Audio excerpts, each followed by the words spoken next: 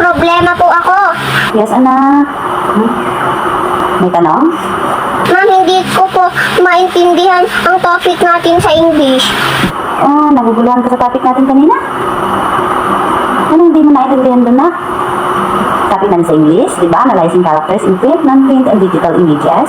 Po, ang hirap-hirap Yes, naman. anak. Madali lang naman yun.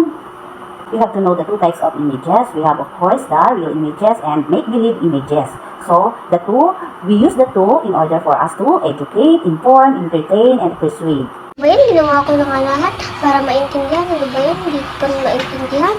So, to inform and to educate, syempre, to give us knowledge about something, about someone, yun. Pag sinabi naman natin to entertain, in order for us to be happy. Example, paano ba tayo mapiplease? Okay, so, meron tayong mga ginagawa na halimbawa, matutuwa tayo. May napipicturan tayo ng mga kuha na kung saan ay masaya, nakakatawa tayo. That is what we call as entertainment. And then, sa persuade naman, para tayo ay mahikaya. So, yung sa persuade na o mabigyan tayo ng babala, parang ganun siya. Halimbawa, di ba, sa mga, let's say, yung smoker ng mga tao. Pag sinabi natin ng mga smoker, so syempre, gumagamit sila ng cigarette, naninigarilyo sila. So, pag tayo ay nag-buy ng cigarette, talagyan ng cigarette yung mga nakadrawing na, halimbawa, lumalaki yung paa, okay, yung heart niya is mahirap, tapos yung baby, parang hirap siyang huminga, yung mga ganun ba. Okay, yun ay dinadraw in order for us to persuade us to quit in smoking. Yun ang ibig sabihin nun.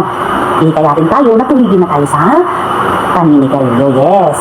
Okay. So, in real images, it is happening in our true life. So, ito is fact or true.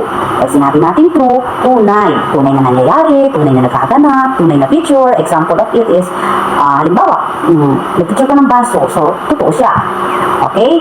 Pero, ito ay magiging make-believe images. Halimbawa, yung pinicture mo ng baso is nilagyan mo siya ng mata, nilagyan mo siya ng ilong, nilagyan mo siya ng bibig, na kung saan meron ka pang caption na para siya nagsasalita. So, yun ay hindi makatotohanan. So, ibig sabihin, ang real images based in true life. But make-believe images, yun yung pictures which illustrate something that is not real. They are just product of our imagination, also called non-fact images. Yun yun na. So, example, nakakita ka na ba ng taong lumilipad? Like Superman, si Darna, yan, mga superhero natin, yan ay ang mga make-believe images. Okay, they are just used to entertain us. Siyempre, mas masarap manood or mas masarap magbasa kung nakikita mo may mga superpower ang ating mga superhero. Pero, based in our true life, hindi dyan nangyayari. Kaya tinatawag siyang make-believe images or what we call as non-fact images. Okay, so naintindihan mo na ang ating topic? Hindi po, ma'am pero paano po ba yun? Hindi mo pa rin naiintindihan? Pwede po mag-request? Download na lang po ulit sa kanta para maintindihan ko po, please. Ganon. Gusto mo kumanta na naman si ma'am para maintindihan mo? Napatawarin ka naman bata kayo. Mauubusan na ako ng tono nito at mauubusan ako ng kanta dito. O sige, pero para maintindihan mo, sige, kanta na lang tayo. Analyzing characters, thinking and feeling in digital images. You have to remember the two types. The first one is real images. The second one is make-believe images.